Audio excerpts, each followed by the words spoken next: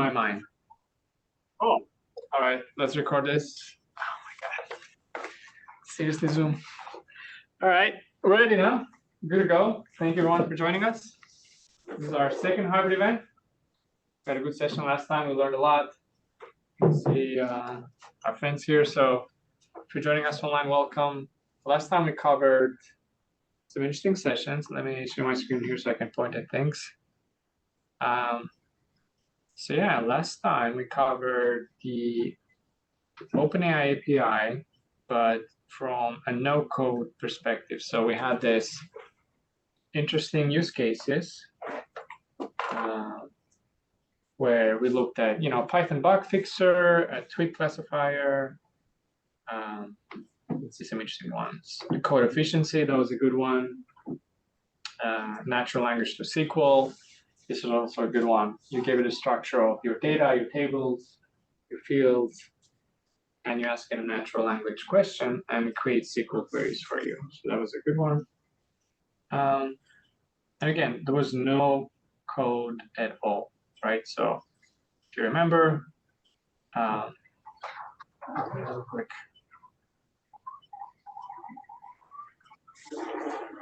Try again. So it was quite a long prompt here. So these are the SQL tables, an order table, an order detail table, a product table, customers table, and we asked it, let's find it here in my template.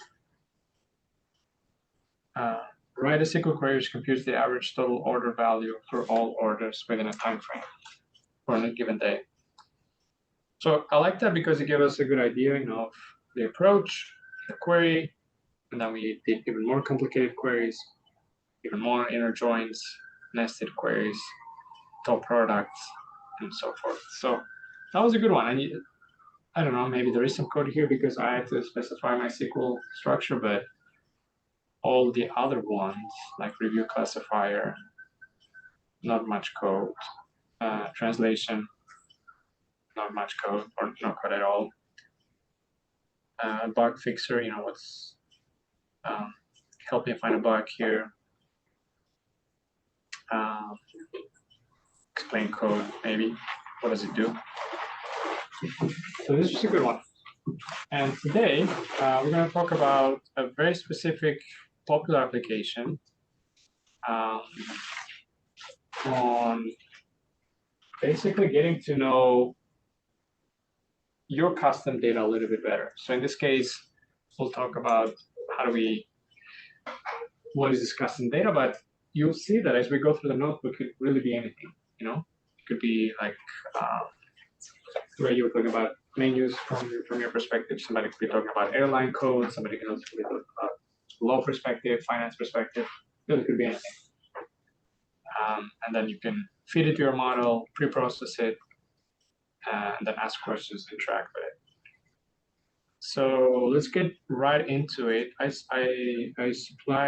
shared the notebook here, and most of this notebook, just to make sure it's inspired by, or most of it is coming from, I think, let me see, when I was going through this documentation, there was some tutorials. Yeah, it was this one here, website Q&A with embeddings. So if you want to learn more about it, everything is here. Okay, let's open it. I'm gonna go through the code row by row. And before I do that, let's look at my usage here. So right now I'm at, this month I haven't used it that much. In October I had some usage. And then in September I had even more usage. And I like because it's telling me now by product, GPT 3.4, 3.5, GPT 4, Instruct, GPT 4. These are the playgrounds. This is me doing the notebooks. And yeah, 3.5. Okay, so we're at 0. Let's see how much this will cost us. Cool, so I have the notebook here. Let me zoom in a little bit. Build an AI that can answer questions about your website. So it's based on this tutorial here. What is this?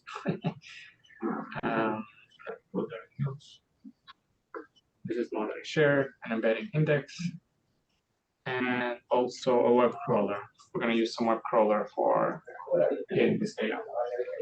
Okay, so let's connect.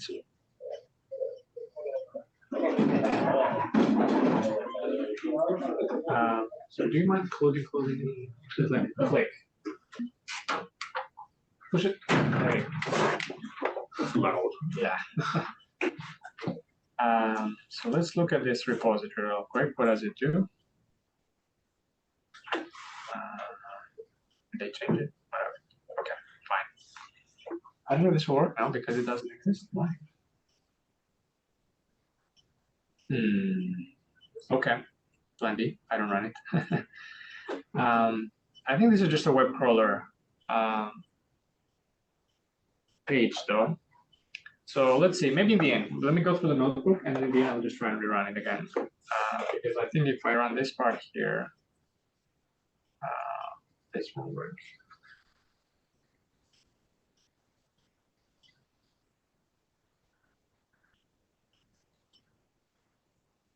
Oh, okay. I don't know how. All right. Looks like that repo is still there. It's just not the same file path to the one you had. Yeah. Yeah, the OpenAI cookbook still exists. It's just there's a different, that web crawl Q&A file doesn't exist. I guess they've changed their structure around it or something.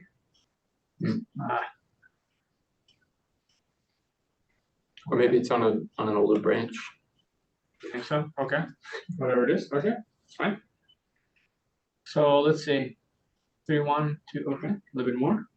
So let's go inside. That's the problem. Okay.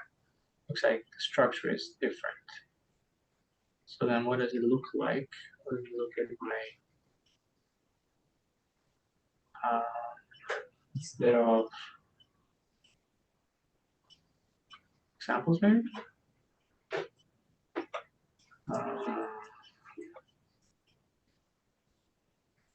So this was under web crawl. I don't see it here. Okay, I'm not sure. They must have changed it. Okay, good thing I didn't run it. So that your repository, I'll try and find it, or maybe the modified version, I'll share it, had some requirements. The main one are these beautiful soup ones that we're going to use to crawl some information from online resources.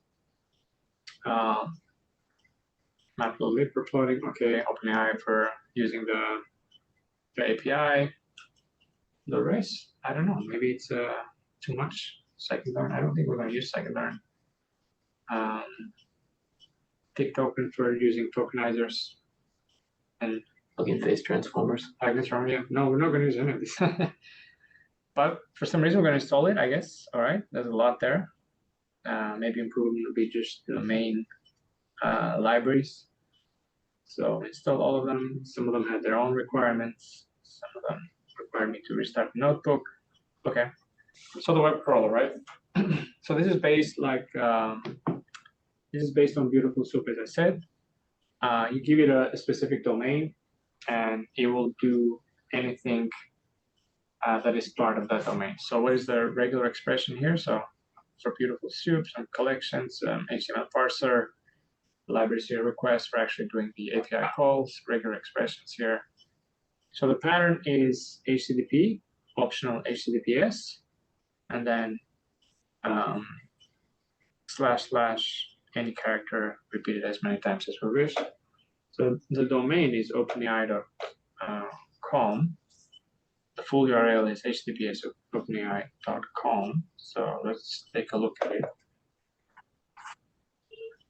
So it has, as you can see, research / overview, index, all the research index, domain products.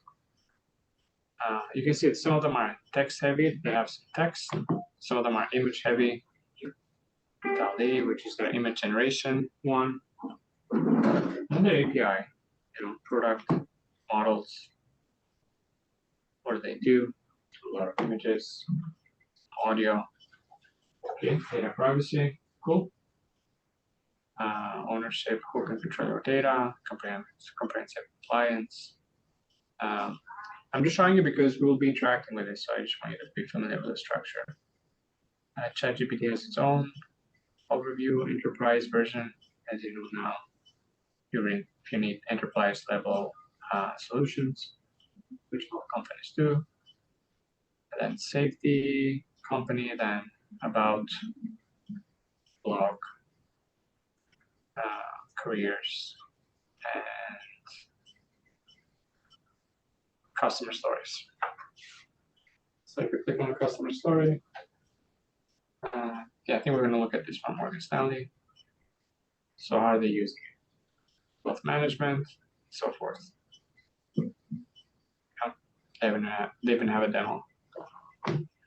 Cool. So let's see.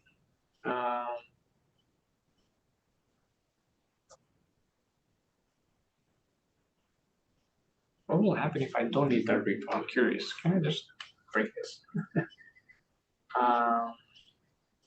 Maybe not. Because all of this is defined here, right? Let's see. Oh, look at that. We will need to import OpenAI though. Okay. Let me see. Let's see how far can I get, right? We're just running this.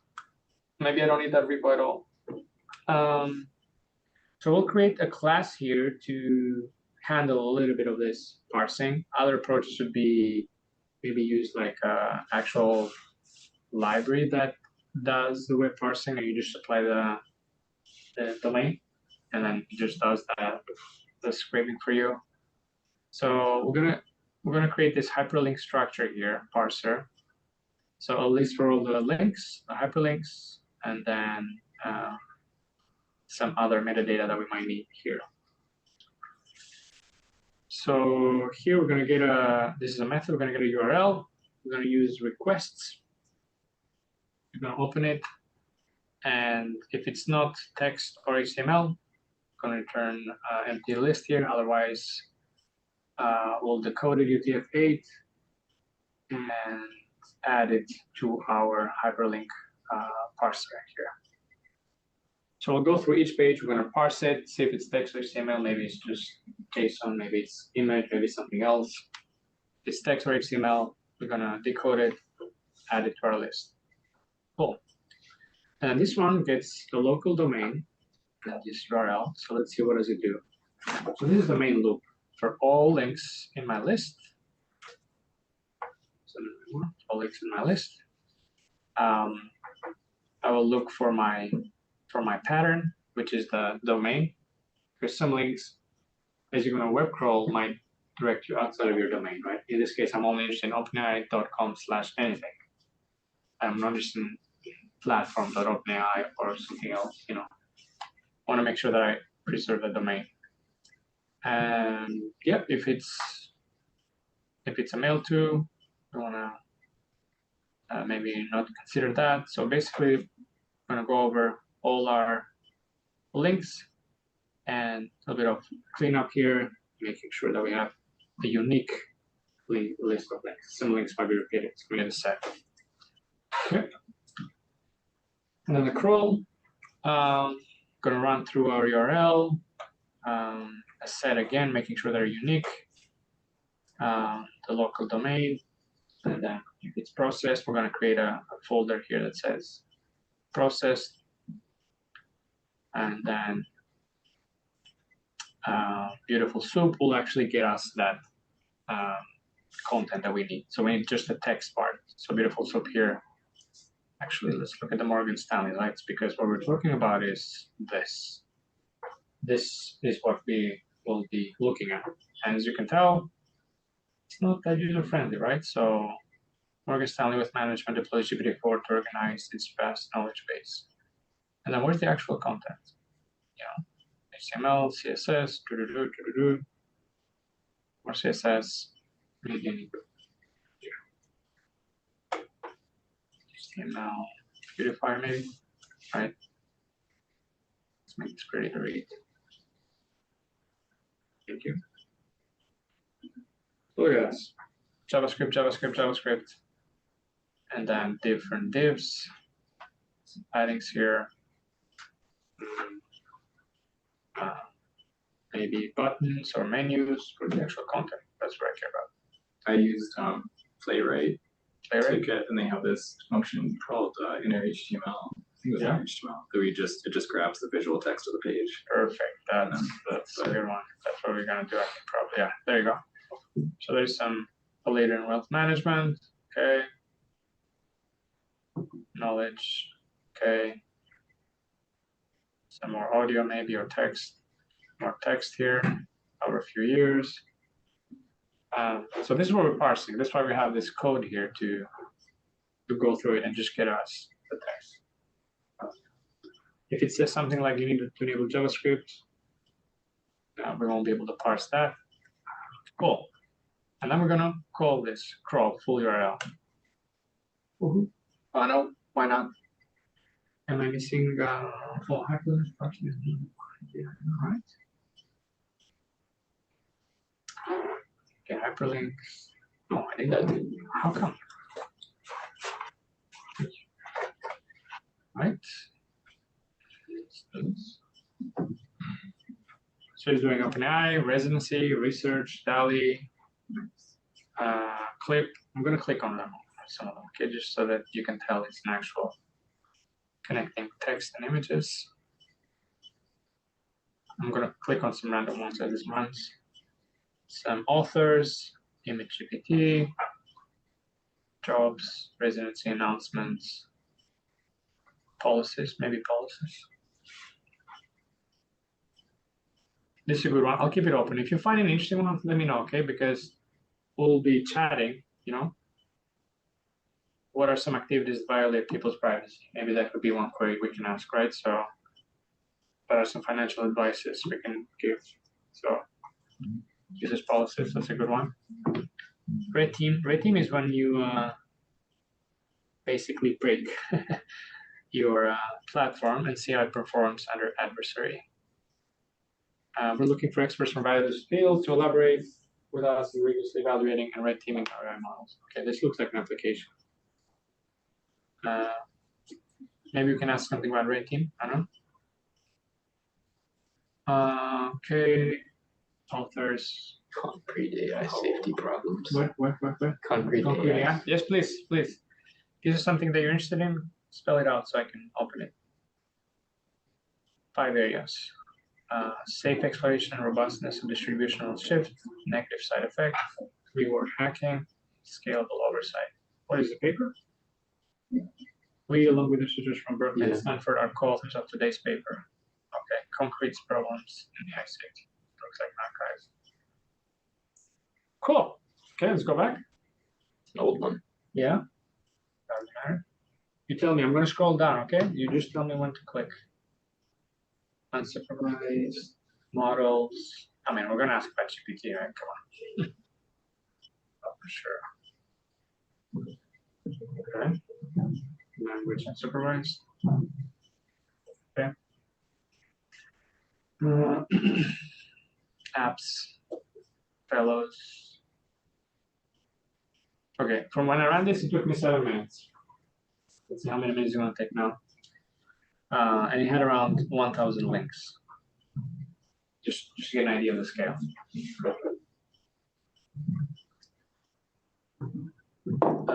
Okay, authors.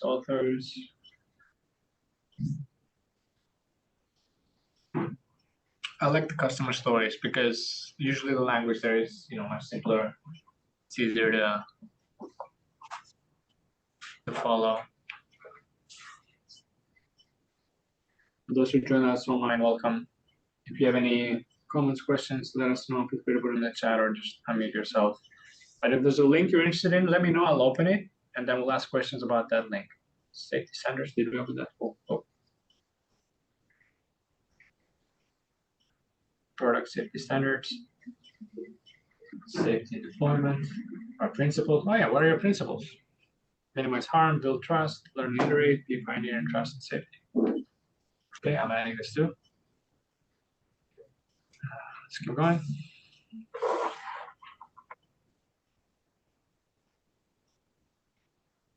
API. Scribe customer story. Thank you. Customer story there. All right, it's a good one.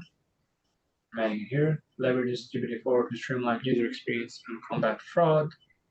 How? I'm curious. Identify products or workflows across Stripe that could be accelerated by LLMs. Okay, it opened up a lot of areas. All right, I'm curious now. Man, this is fun. Okay, customer stories. Look at that. Right, so many. Right, Duolingo maybe? Huh?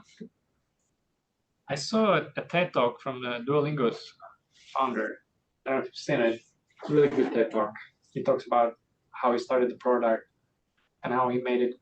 He tried to make it as addictive as like social media and gaming. You know, that was his approach. It's a good TED talk. Okay, so Duolingo, we can ask something about that. Made for developers. Okay. All right, I think we have enough, right? Cool. Let's go here. Oh yeah, JavaScript required somewhere. Looks like a human test / bot. Grants. Okay, they have a grant program. Cybersecurity. A lot of cybersecurity. Ooh. This was not here last time, by the way, when I ran this maybe a month ago. I'm surprised there's only 1,069 links. Right? Let's see, last time, yeah. AI, okay. Robotics. Okay, maybe I should have put it. Events. Rules. What is this? There's a contest? Okay.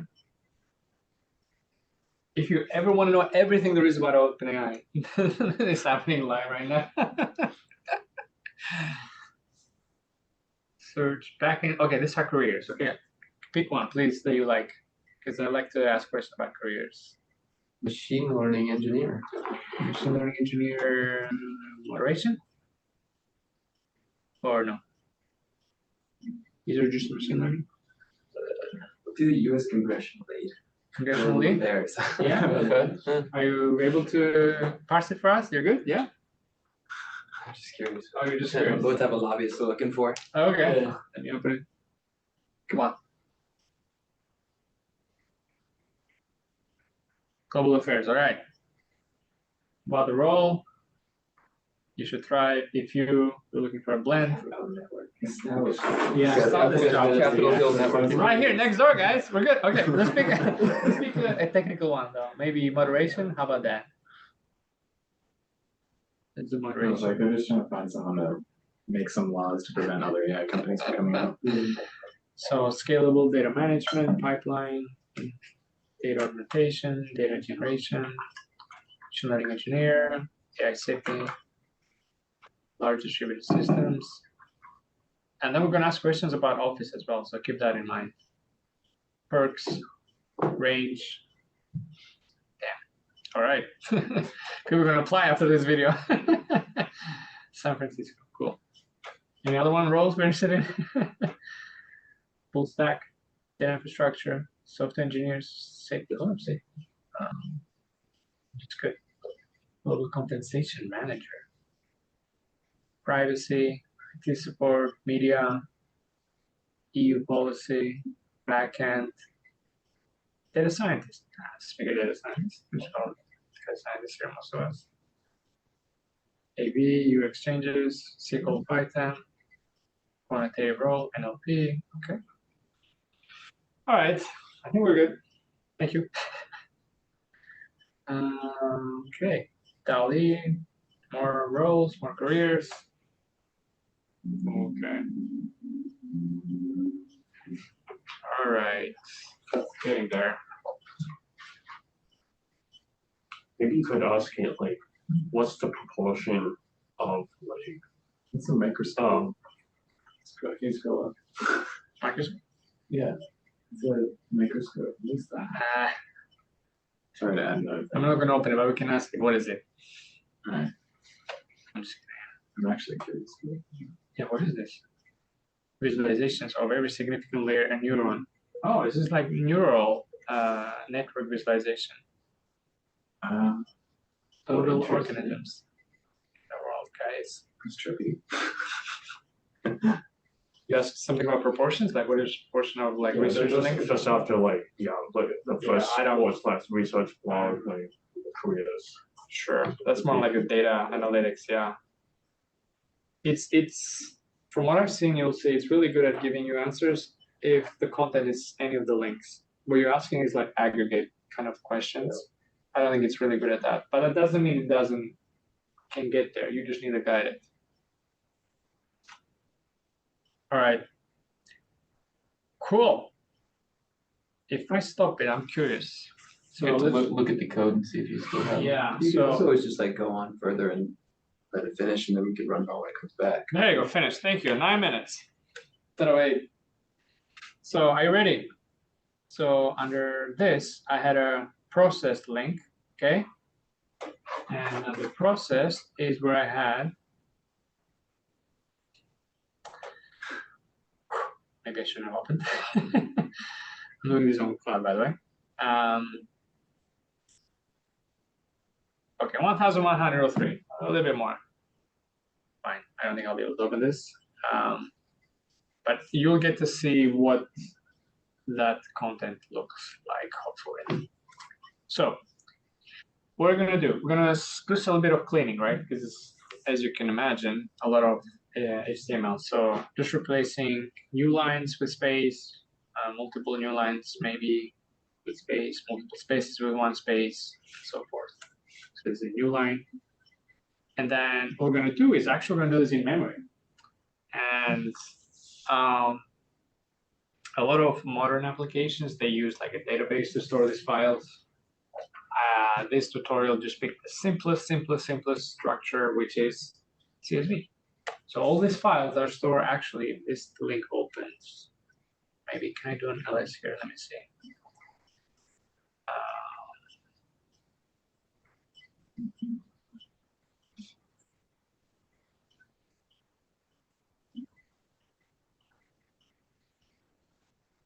Content. Let's do process.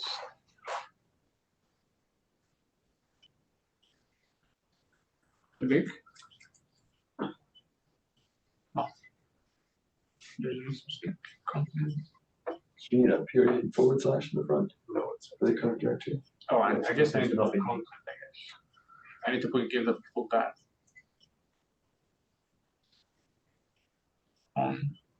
Wait, is that right now? Let's see.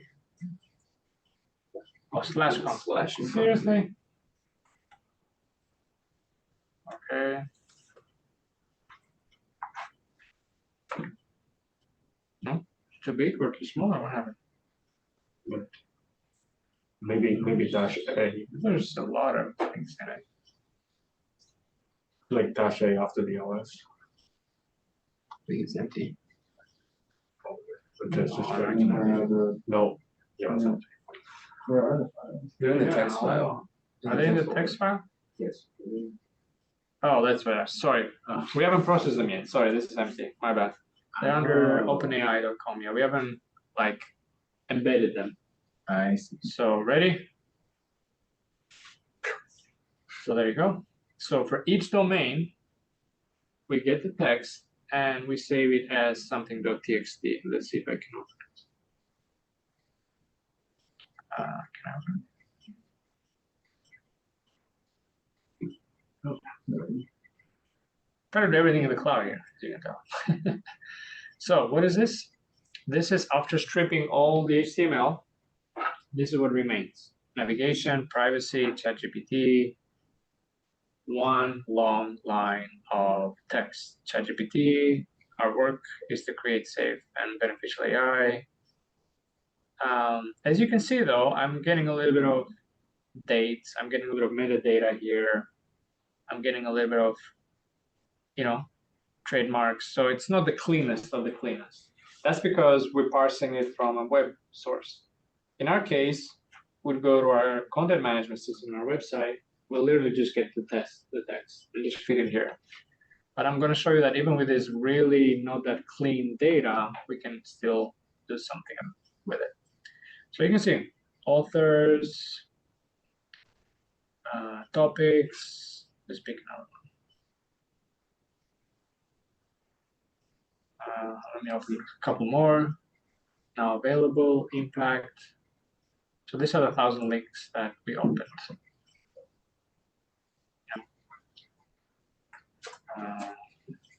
Some of them has code that we're not able to clear out, and then a lot of text. Cool. So I want you to see the data, the actual data.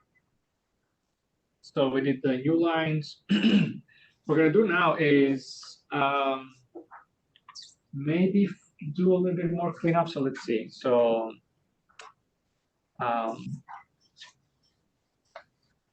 so extra spaces, we're gonna remove extra spaces. We're gonna store each file to a pandas data frame so we can process it easier. So we're gonna go to an entire directory here, and for each one, for each of these txt files, we're gonna open it, read it, and we're gonna omit the first 11 lines, the last 4 lines. That looks like metadata. If you remember, there was a lot of spaces in the beginning and the end. So this is just us getting to know our data a little bit better. We're gonna do this for all of them. We're gonna store it in memory, and then for each file, we're gonna save it as scraped CSV file here. So let's see. Okay, let's do this. It's for the first few, or let's see what happens. Oh, this is the head one. Okay. So research, this is the name, the title. So if you, let me open it again. If I open this, this is the title usually. Let me open another one. This is the title. So we're going to use this as some kind of index in our data. Okay. So in this case, this is the title, Research Frontier AI Regulation. By the way, Colab is a nice feature now. You can look at it as a table. You can do charts if you have actual code in there. I'm not going to use them, but I want you to see. So the actual text. How do I? Let's see. Let's look at one data frame in detail. The 90. Did I return it? Oh, I think text you was need the before. dot ilog 0. Oh, okay. There you go. Yeah, I just want the first one, right? And what you want is text. And I want the text. Ooh, thank you. So research, let's do, speak like a random one, like 100.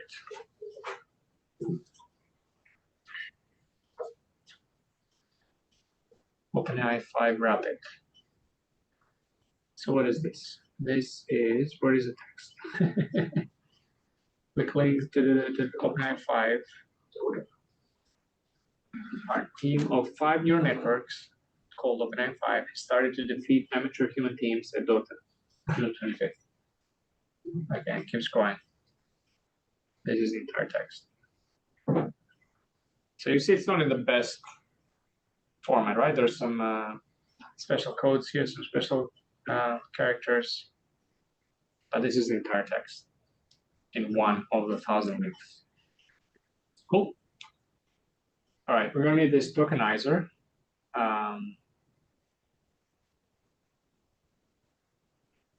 So this will help us with dealing with words and tokens. And if you've seen this tokenizer, if not, tokenizer. It's like a cool demo. Right, so let me add some context. So let's see what this code will look like. Not tokenizer, maybe this is too long. So research, OpenAI 5. So each color is 1 token. We have 5,000 tokens here. Yeah, 21,000 characters. So there's a lot of tokens here. It has Unicode, characters. Okay, a lot of context. All right, so then we're gonna encode this using this ADA02 model here. And we're actually gonna get we're gonna get embeddings out of this. So the goal is to go from text to actual embeddings. Let's do this. And also let's look at the distribution of the length of each token. Remember, some of them had multiple. Yeah, this is a histogram. So what is the length? The length that I picked was like 5K tokens, so maybe it was here. But most of them have what? 1K tokens between 0 and 3,000, I guess. And there's some outliers here. There's some links that have 8,000 tokens. That's a lot of context. So the newest embedding model can handle up to 8K tokens, but in our case, we're going to use 3.5, I think. And just to keep things simple, we're gonna chunk one big document into smaller documents. I'm gonna save those as part A, part B, part C. So we're gonna chunk them into max tokens of 500. If it's more, yep, let's do this. I'm gonna do this for all of them. And just to confirm, what does this look like after we've done this? We have now everybody's between 0 and 500. We have more files, more chunks, but now we know that they're limited between 0 and 500 tokens. The smaller chunks, using this ADA2 embedding model. Cool. Right, so when I started this, I was at 60 cents. Let's see where I'm now. Do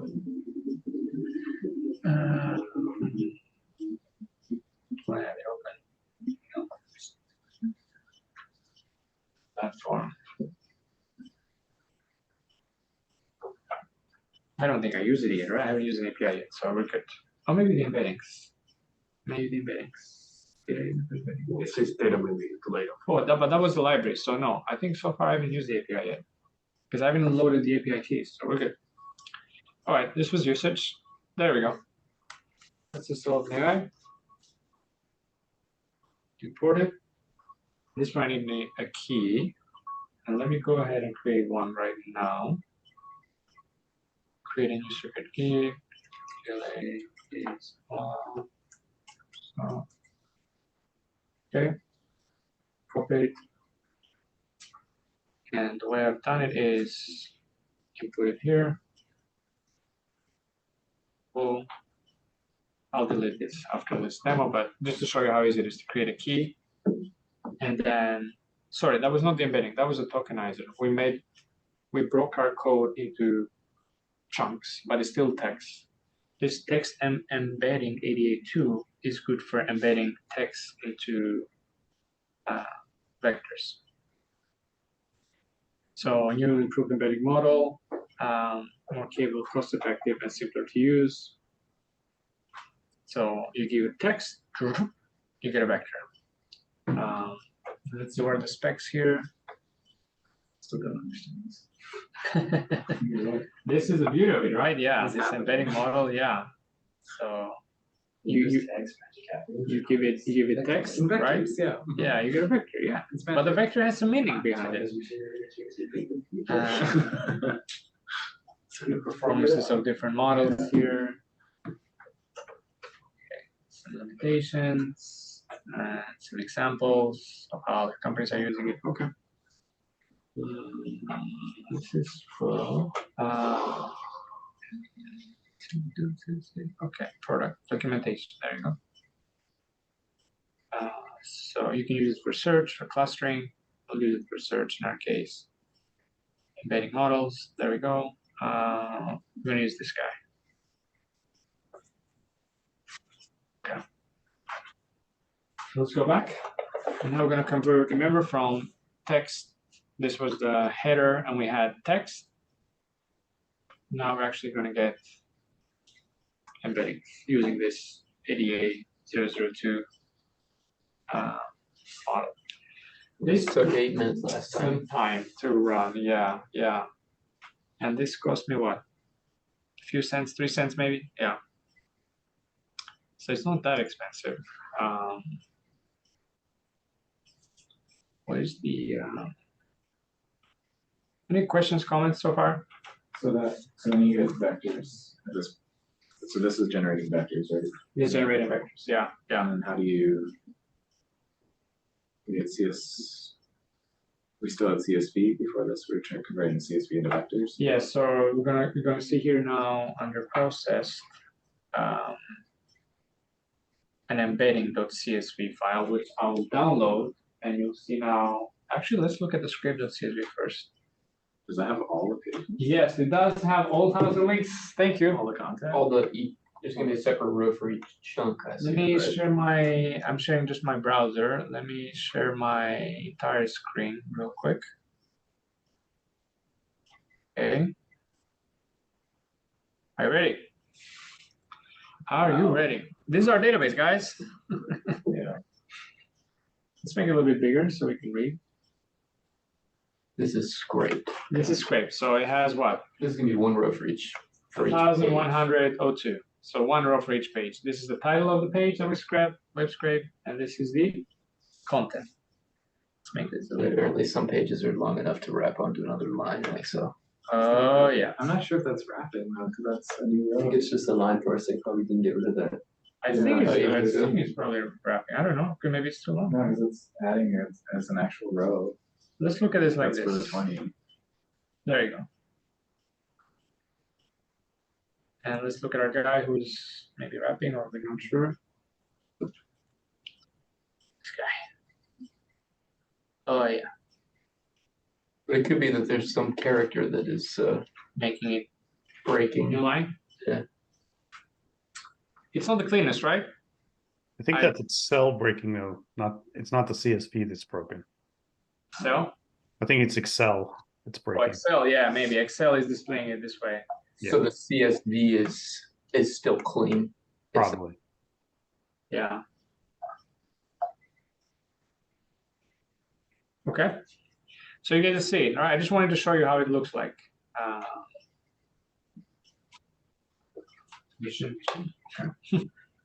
Probably there's more to it. Or that could be an empty page, right? That could be an empty page too, yeah. Cool. So this is basically web scraping, right? So if you want, if you want to ask a question, you need to do exact pattern matching, right? So if you want, what do you want to ask? And you've put the title of the page in the Yeah, I text. put the title. So if you want to ask about concrete AI safety problems, Could ask about that distributional shift issue. yeah, I need to be very specific what I'm asking. Distributional shift. Somewhere here there's a distribution. Let's Okay, highlight it I just have to correctly. find it. Yeah. But you see the nuance, right? You have to know exactly what you're looking for, and it has to be the exact same word, like search basically. Cool. So let's see, is it still running? Okay, still running. When this is done, you'll see an embeddings.csv, which will have the same structure as this guy, index, title, but instead of text, we'll just have a long vector. Okay, that's the difference. Okay. But it should have more than one row now for some files if they chunk them. Yeah, you're Depending right. on how you're doing the chunks. You're right, yeah. Exactly. So from 1K links, now we should go probably double, triple, I don't know, yeah. Or maybe somewhere in between.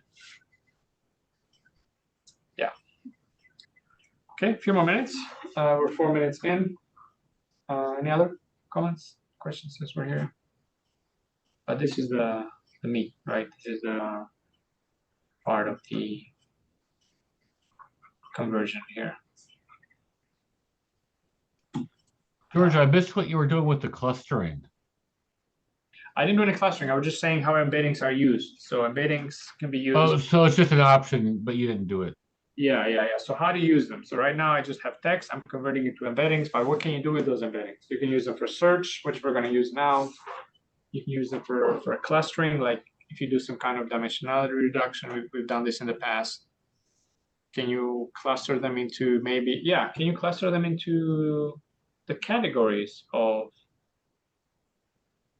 links, right? Can you give me the clusters of blog, research, brand, policies?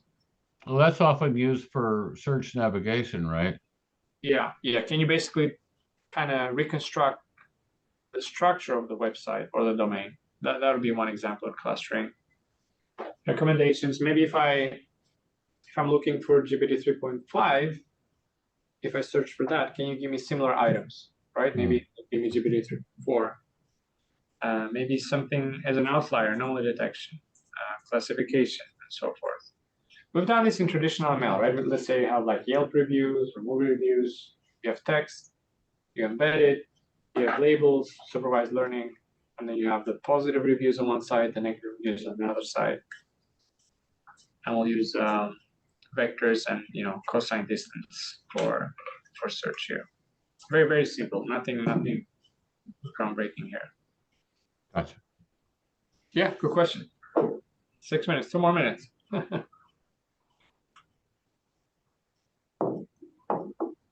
Or 3 more minutes. Or 3 more.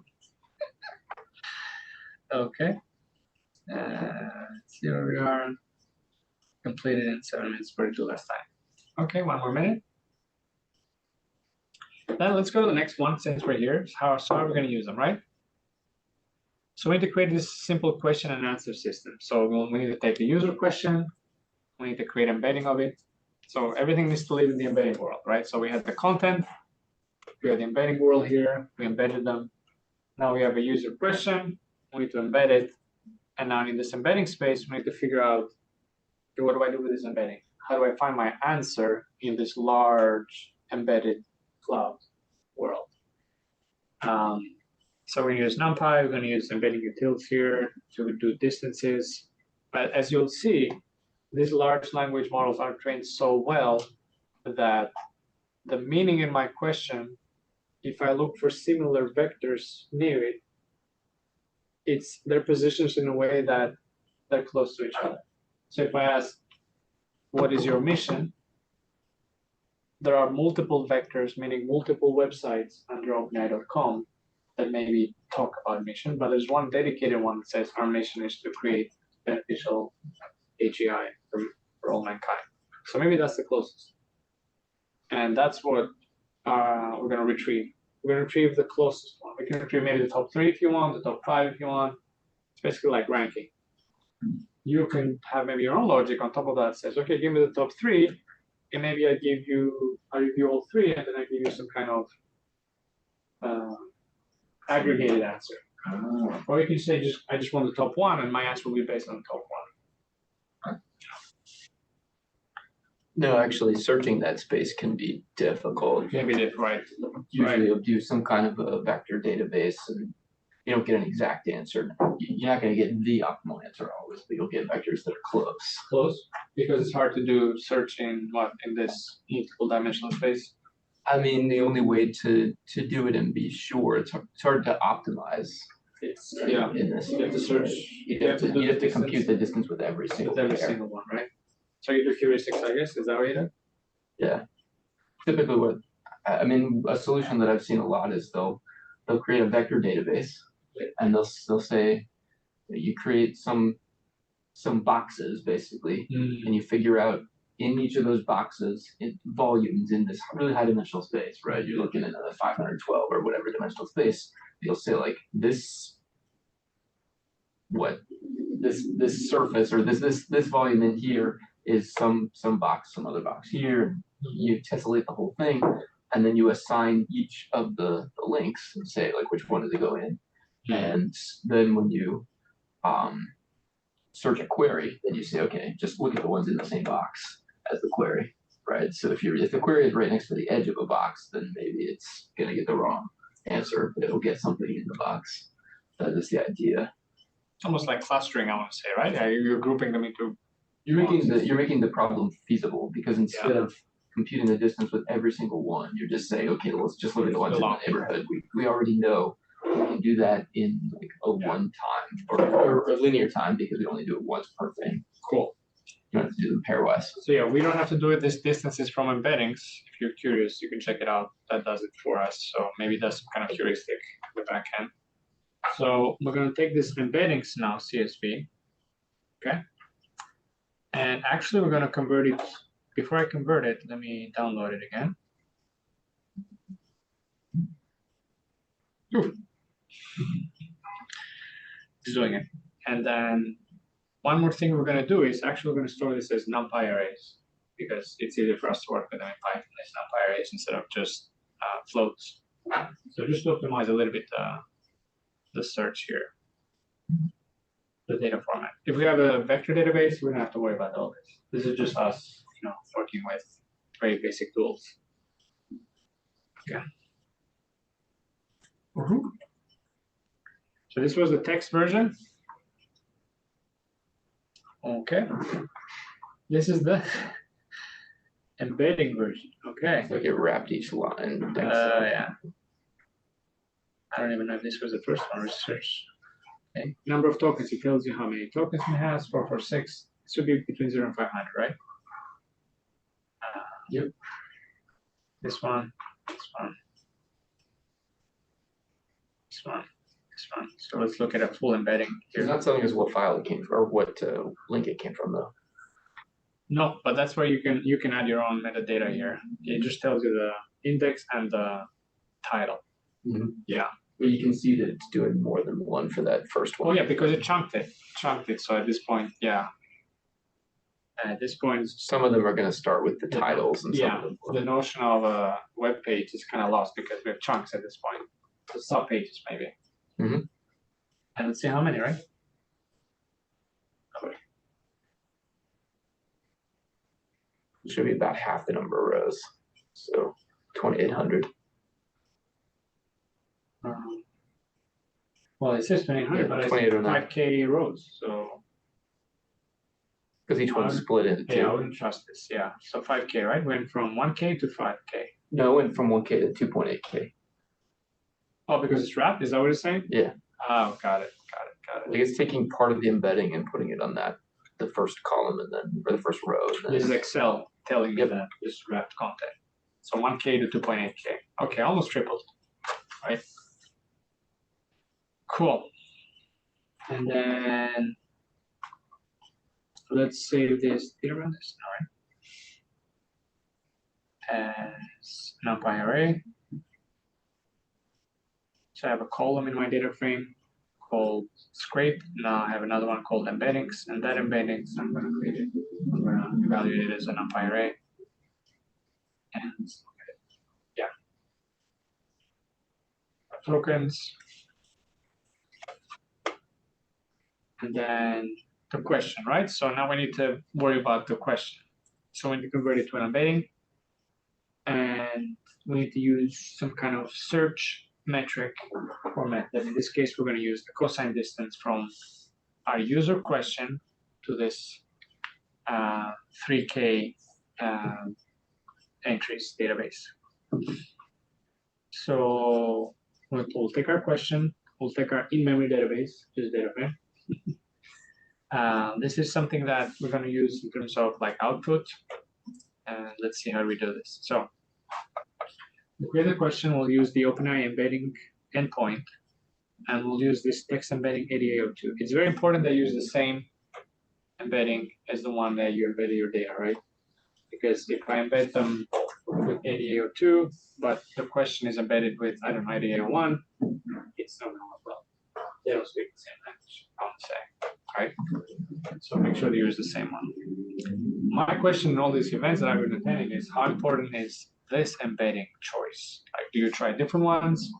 Do you have to create your own one? Maybe if your data has very specific terminology, very specific nuances that is not captured in the web internet data that GPT was trained on, right? Mm-hmm. Or maybe it's in different language. Maybe if you have enough data to train your own on, right? If you have a lot of long documents and you can throw it into some kind of unsupervised, what we call it, self-supervised BERT type training procedure. What if it's in English, but it's specifically to my industry, finance, real estate, education? Can I just fine tune it? Can I just fit in more and more of my data and have it learn more embeddings? Maybe my products. That is a Right? an approach, yeah. Okay. Cool. And then we're going to use this utility. Actually, I'm curious. Do you mind if we just look at this distances from embeddings? Because we're going to use this a lot. It looks like that one was using cosine similarity. Yeah, but where's the code?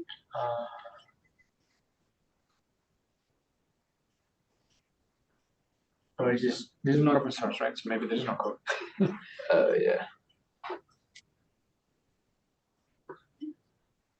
Okay. So what we're gonna do is we're gonna use This this. distance vector cosine though is part of the function call there. Yeah, it is, but I was curious, like, the back end what it does. Mhm. So we're gonna take our question embedding. We're gonna take all our 2.8K values, and we're gonna get the distances from our user question to all 2.8K. Now, if I have millions of records, this will take forever to run, and that's why vector databases are needed here. Or maybe faster approaches to this distances from embeddings. So I do that, and then in the end, let's see what we return. So we're going to sort them by distance. That's another complexity here. And maybe pick the top one, let's see. So sort them by distance. If it's too long, if the context is too long, we're probably not going to return it. Doesn't look like they're cutting off, which is So add the text to the context until the context is too long. Oh, I see what you mean. I think, so we sort them, right? So we get the top one, but we need additional content. That's what we're doing. So we have a cutoff. Maybe we found the most relevant document or chunk, but we keep going. We keep going until the limit, because the goal is to give them, you'll see the question and this context to a large language model and say, this is the question, this is the most relevant context, can you generate an answer for me? So we don't want to just give it a 400 token answer or context. We want to give it as much as we can. So I think there's a parameter here, 1800, I think. yeah. So instead of predefining like we're gonna take the top 5 or we're gonna take Exactly. the top 3, Yeah, you're just saying take whatever I can get until I reach that number of tokens. yeah, exactly. Prioritizing the first one, then the second Yes, one, then you closest. ingest the first one. You ingest the first 1.8K tokens. How many ever search results that means? Mhm. It could mean half, could be 1, could mean 2.5, could mean 100. Depends on the question and the answers, right? Yeah. So yeah, this is a good one. I didn't run it, right? No. Although it's interesting how these large language models, the context typically, I read that they do well when the answer is in the beginning of the context. They do reasonably well when the answer is near the end of the context. They kind of miss the answer when it's in the middle of the context. Yeah. It's a good area for research. Yeah, what's happening there? Like this might be nitpicking, but like why the +4 like when you add it with the end tokens? Let me remember. So we broke into smaller tokens. I think it's because of this right here, maybe. You're joining it with. Oh, maybe new 4 lines. Yeah. So yeah, we want to add additional number of tokens because this is formatting. So when we format our prompt, we just add 4 new lines. So yeah, I think that's it. Okay. So now this is the answer part. That was the question part, and then this is the answer part. So we're gonna have our data frame. We're gonna have our model. This is DaVinci 03. This is good for question answering type of examples. This is just a sample default one. We don't have to use one. The max length is the same as the one we used above. Some other parameters. Let's see. and answer a question based on the most similar context from the data frame. So we're going to create our context. We have the question, we have the data frame, our sizes, and then the context. Remember, we're going to generate the above. And then this is the completion API we're going to call. So the prompt would be answer the question on the context below, which will be maybe here. Yeah. On the context below. And if the question can be answered based on the context, say, I don't know. Okay. So this is the context.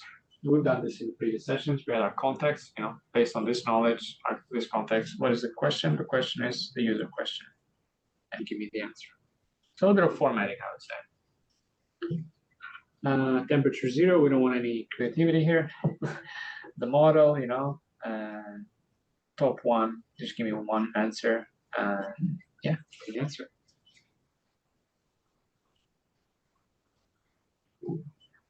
Okay. Yes, no. Cool, you're right. So now, is that right? So now let's ask it questions. That was just a method. So I ask it a random question. What day is it? I don't know. Maybe there's no question or content in terms of what day is it in OpenAI.com domain. All right. Last time I asked it, okay, I'm going to say last time I asked it. I'm going to preface this. What is your newest embedding model? It was 8802.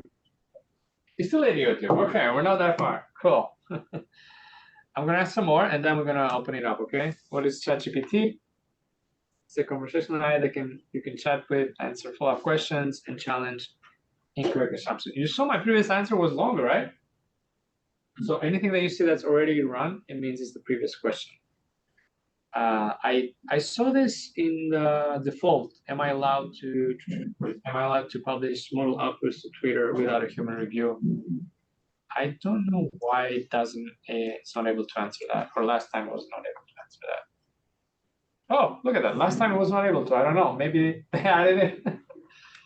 But how would I find out, right? What is the most relevant web source for that? So no, you're not allowed to publish model outputs on Twitter without a human review. You must manually review each generation. Thank you. Okay. Do you have a career page?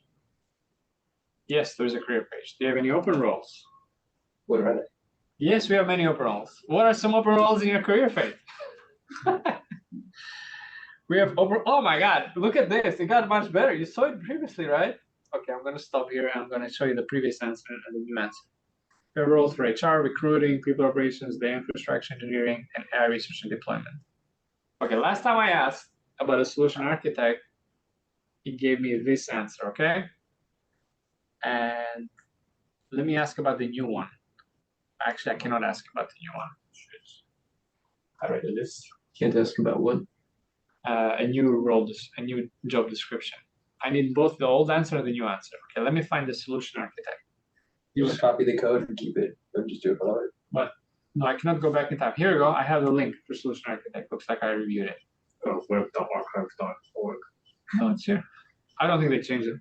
Okay. So about the role, we're looking for a technically savvy, business-minded solution architect to deeply partner. Okay, this is what's on their website. Let me zoom in. This is what's on their website. And last time I asked it, it gave me literally the same answer. We're looking for a technically savvy and business-minded solution architect. Okay, then go off the rail. Let's ask it now. Let me copy it actually.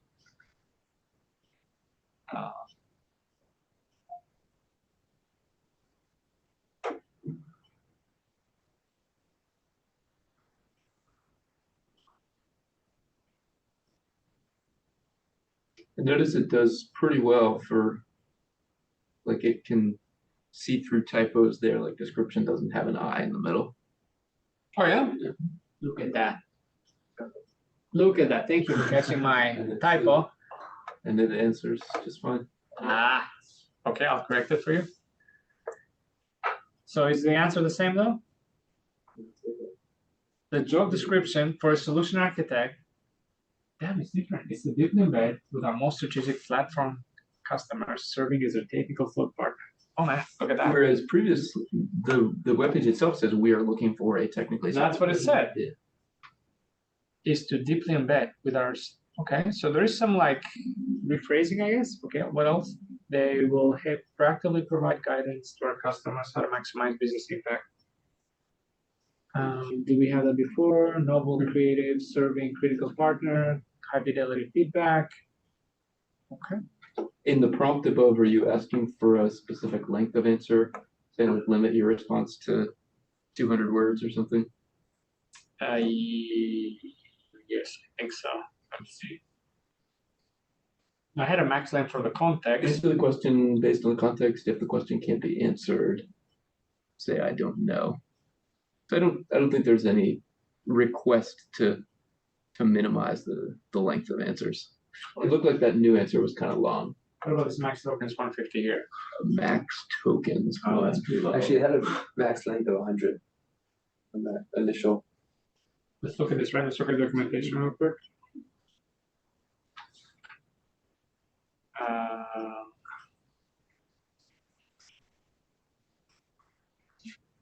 Let me charge for max tokens. What is the API reference? Check.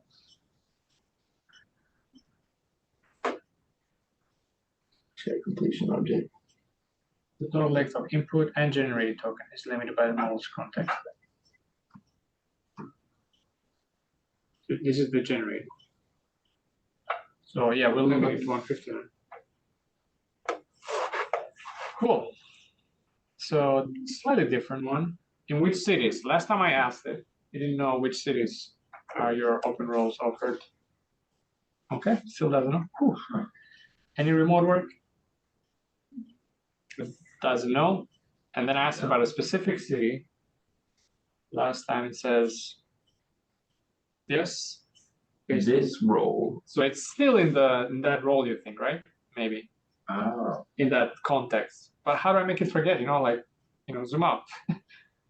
No, I don't think it's building on the previous context. It's not? No. Because it just says this role like as an English sentence, like. Yeah, it's just not quite answering the question correctly, right? Okay. How many do you have? Doesn't know. How many others do you have? Doesn't know. So there's room for improvement here, right? Some prompt engineering, maybe. You have a blog page. Cool. This, it didn't know latest blog. So for some reason, it's not able to capture, temporal kind of information. Can you name some of the authors or researchers? Open, yeah, please. I'm taking questions. Can you name? I can't remember some researchers whose work your webpage links to. Some of your researchers, maybe? Yeah. Okay.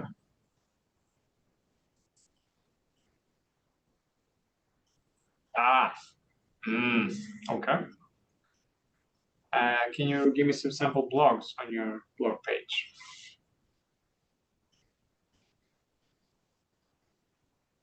Well, there you go. Topics There's a lot such of as community, names. events, product, research, culture. Oh, that's it. Others. Oh, there you go. Authors include. So what the heck, guys? What prompt should be to ask? Maybe instead of say researchers, say authors. Name Can some you name some authors. authors? I love it. I love it.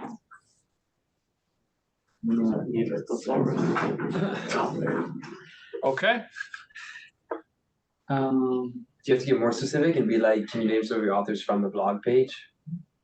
I don't know. To give it better context, maybe on what it's sending in. I'm confused with this, like how. Some of the authors from our blog page include. Damn, you have to be very, very specific. Okay.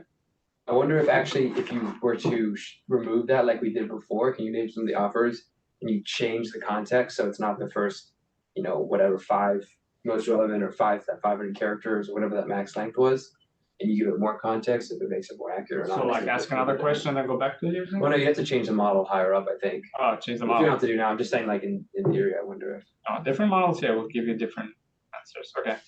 This, they have a dedicated page on it. So it was able to give me an answer. what is codex, natural language to code. Whisper is one we're going to use on our next session. It's an automatic speech recognition system on 680,000 hours of multilingual and multitask supervised data. Okay. What is clip? Neural network. You have a contact page. Doesn't know. Do you have a contact page without the us? Do they have a contact page? Google. They have in different. Oh, that's on a different subdomain. Ah, look at that. Woohoo, we're good. But then again, We're just looking at what subdomain OpenAI.com. Yeah, just the without the help in So front. there's no contact here. I They mean, don't have a contact, guys. tech companies don't like to. They don't want to be contacted. Yeah. Seriously, there's no contact us. It'd be like a It says try, about, log, yeah, API research. Oh, wow. Yeah, okay. contact sales maybe. Who is Sam? Yes, contact sales. Who is? Doesn't. Contact sales. He's one of your authors. Doesn't know. Okay. All right. Now, can you summarize this blog? It's called Function Calling and Other API Updates. It's an actual blog. And the Morgan Stanley customer story. Remember, we opened it somewhere here. In 3 sentences. Did you say you could have it like link to what page it's pulling the data from? Yeah, that'll be my next. But as you saw, it's a little bit challenging because our pages became chunks. But we still have to keep like a separate column of where did that chunk come from. So yeah. Is that something you could avoid with a vector database, you think? Or No, you cannot avoid, but you still need to add data to it. You still need to add the links. okay. I think it's an inherent limitation of the model, OpenAI's model.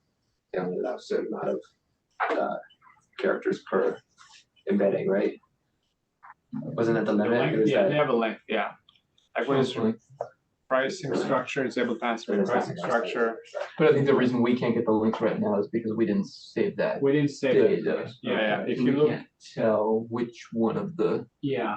web pages each one of these chunks came from. Well, we could easily store the link, right? As you saw. I mean, Yeah. we have the My link. biggest question right now is like, so you've all these embeddings, which each request, like, are you sending all these embeddings to OpenAI? Are we sending it every time, or is like OpenAI saving No. them, or So what I'm doing is how does that? I'm getting the question, I'm embedding it. Huh. I'm looking at this data frame to find the relevant context. I need context. I need some evidence. And then I call the API and saying, this is the question, this is the context, can you give me an answer? So it's as if you typed in those closest documents that were identified here as part of your question. Let me open another notebook. So then so then you have something running locally on your system. That's Everything is run locally on my system. or not an OpenAI system to Let me open another notebook real quick. to find the relevant documents. Or the relevant, embeddings. And then you're just sending those with your query? You're not sending the embeddings, you're sending the text that was used to generate those embeddings. Okay. Right, you're saying there's 3,000 chunks. We're identifying which are the 3 or 4 closest chunks. We're pulling the text from those chunks and then sending that to OpenAI with the question. Okay. Do you remember this? Do you remember this part of when we did last time? So this is the text, and we're asking the prompt is summarize the text delimited by this. So it gave us a summarized. Yeah. And let's look at a more complex one. Let's look at one with like summarize the math. It didn't get the right math. Here, fact sheet. Remember the fact sheet? Mhm. So think of it as this fact sheet, somehow we need to create it. So that's what the search function does. It finds the most relevant description for your question. So like 80% of the problem is solved there. But now you're what are you gonna do with it? Because now you have just chunks of information. It's like Google search, right? You have a list of top 1, top 2, top 3 links, top 4 links, top 5 links, but it's not an answer. The large language model, now you're telling it, this is my context. Can you give it to me from a marketing team's perspective? I'll give it to you from a marketing perspective. And that's the human aspect that it adds. Okay. You want to ask your question, so feel free. We had a lot of links here, but again, I'll leave it floor open. There was something that we as group, like something about deployment safety, like Deployment just asking safety. what the principles are. Like, I was like, I don't know what the phrasing was. So what are your Principles of AI safety. principles? I say safety. Minimize harm, build trust, learn and iterate, be pioneer. We saw a website, right? Was it this one? No, this was a paper. Users policy then? Safety standards. Minimize harm, build trust, learn, iterate, be pioneer. Look at that. Could you, if you went back to the model, could you change the question Yes. and say, what? Tell me. How can I use AI to get around your safety standards? You want to break it? I thought that was going to take longer. I'm just curious what it would tell you from like a. I thought that was going to take longer, but I already have a red hat. I just want to see what it'll say. What is your prompt, sir? I mean, I don't know. It's just how can I use AI to break your safety standards?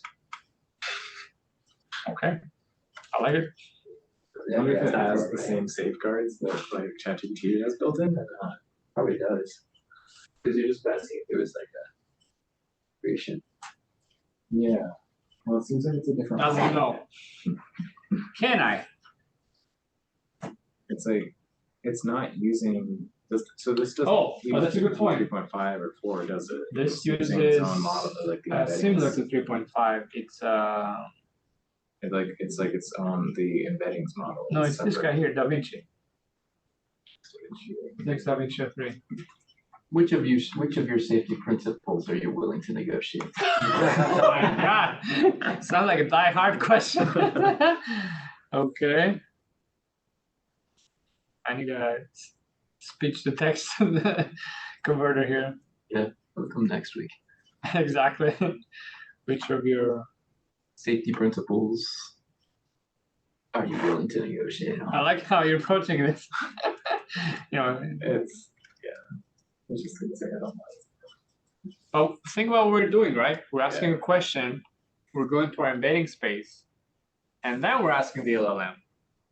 So I think we're getting bottlenecked at the embedding space, right? There's no text in the OpenAI.com domain that answers this question. Right. If you went directly to the LLM, maybe you should tell us, I can't help you, you should seek professional help. I don't know. Otherwise, it's being told it has to find it in the document. Yeah, it has to find it. The first step is you have to find the document, and then ask the LLM to kind of summarize it for you. So that could be an interesting way too, if you really wanted to like, thinking if you added this, say on like your own website search bar, if you restrict the amount of top options that are provided as context, that could be a way to make it harder to misuse, because if it's not specific enough, it's just going to say, I don't know. Exactly, yeah, that's a good one, yeah. It's like your safety or Okay. your risk factor. Let's ask one of my red team, right? We didn't ask, let's ask this real quick. Morgan Stanley, we did. A couple more. What is break? What does the red team do, maybe? What does a red team? I don't know if we have an answer for that, but I just saw some context. Is an integral part of an iterative deployment process. It involves working with a cohort of external experts to develop domain-specific taxonomies of risk and evaluating possibly harmful capabilities in new systems. Thank you. Next. Did you want to ask about this distribution set, or we asked about it? I don't remember. I think. Can you give me a summary, maybe? How about a summary of this paper? You want that, Robert? Can you give me a summary of this paper? Sure. Because you don't have to ask very only context specific question, right? You can do tasks. Can you Oh. summarize One thing is, or translate? You know?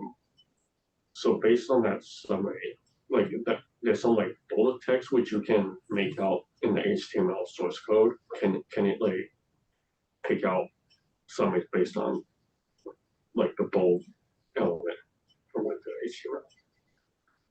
Or is it just like You're asking about HTML metadata or yeah, it's like just looking, well, not just like, but also looking at like the HTML source metadata as well. yeah, you won't see an HTML here because it's coming from an LLM, so it's trying to give you, English answers.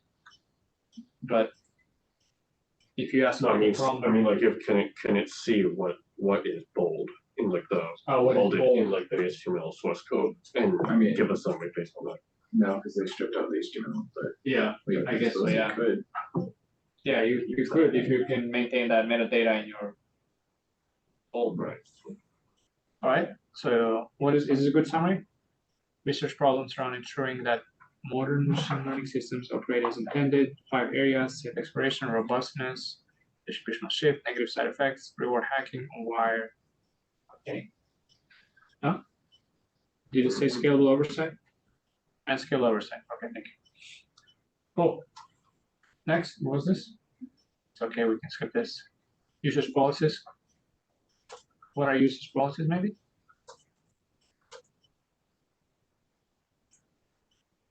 What is some prohibited use case as well? Maybe just copy paste this a few times. Usage policies.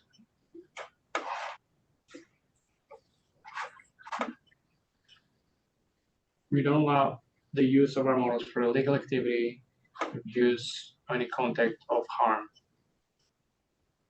Illegal activity, abuse, hateful, malware, physical harm.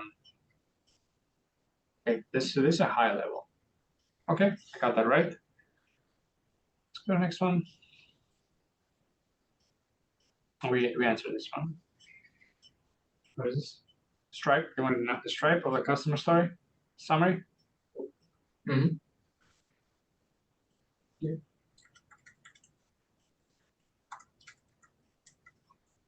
Customer story. Story from Stripe. It's not a question. So it has customer story, it has Stripe. Woohoo! For that.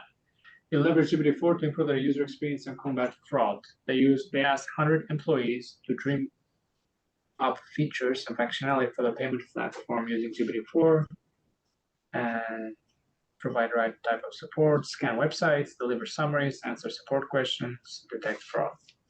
I didn't read this, but if I do, 100 employees. Okay. Support, onboarding, reading documents. Okay. Huh? Decent. I mean, not a very detailed summary, but okay. Cool. I think we got the idea, right? Duolingo. How about the Duolingo? You want to ask for Duolingo? Or are we good? Maybe it's similar. Oh, you asked about the congressional lead global affairs, right? Okay. Copy paste.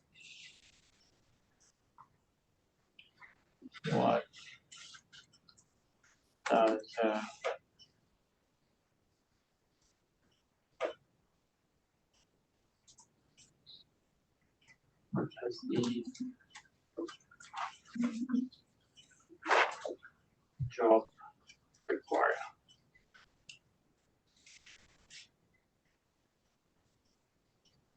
Requires developing strategies and leading OpenAI's engagement with the US Congress, including developing and managing relationships with the House and Senate lawmakers and staff.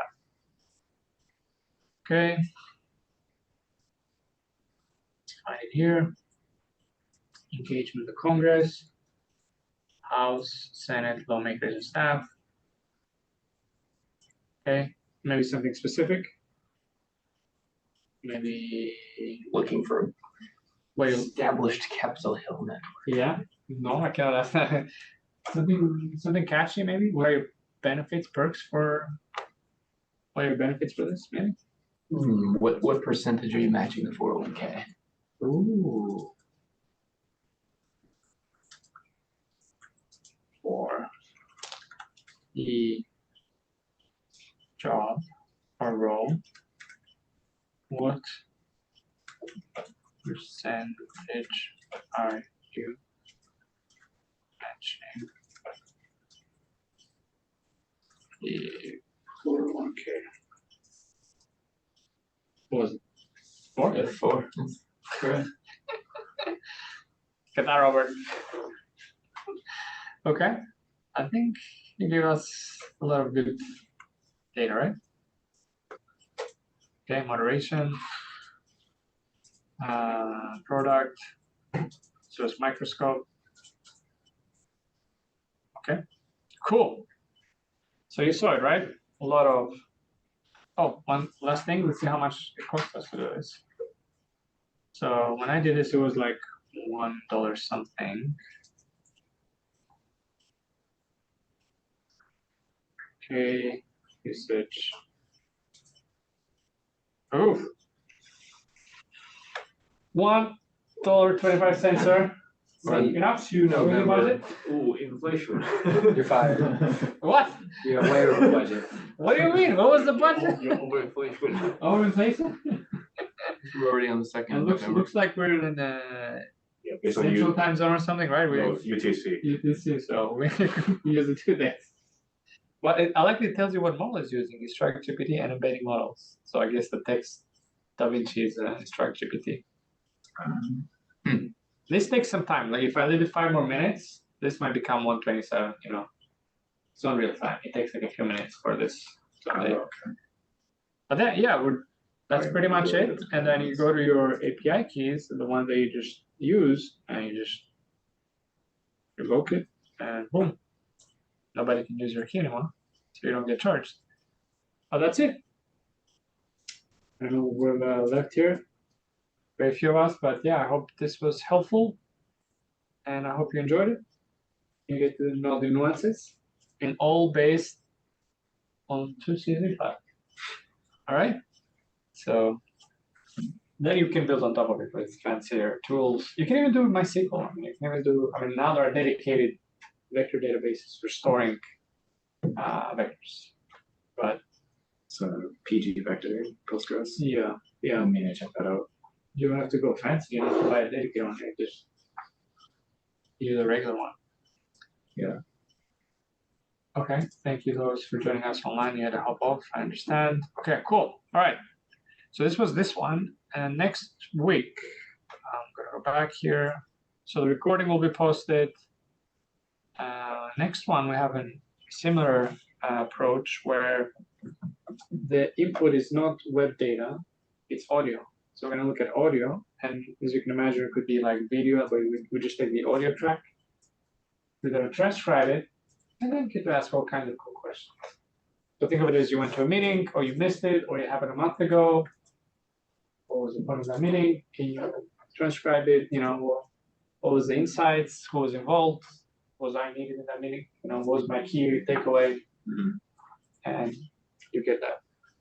So companies are coming up with that. Like Teams is coming up with that. Zoom is coming up with that. Yeah, Zoom already doing that in my company. Otter AI was there before them. So yeah, you're going to see this coming out very, very quickly. But maybe you have your own private data, or you have your own, I don't know. Well, I don't know. This is private because you're sending it to me. I take that back. Maybe you have your own voice that Zoom doesn't pick up. I don't know. Let's see. Or maybe it's musical data, right? Maybe it's something else. Maybe it's a different language that the Zoom transcribe model was not trained on. Yeah. See, for audio, we have to think a little bit. Oh yeah, this is coming up. Whisper is actually open source. You can run that locally. Oh yeah? I don't know how much processing power it requires, but Right. you can. Interesting. Yeah. Cool. I was gonna do this hybrid, but I won't be here. Looks like Robert, you can be here. That's fine. So I'll convert this to online. So next week is online. Good. And then we're gonna take a break for Thanksgiving and for November, and then we're gonna get together in December, first week, with hybrid. I'm gonna talk about now we have these pieces where we have together, we have an AI assistant for our company, right?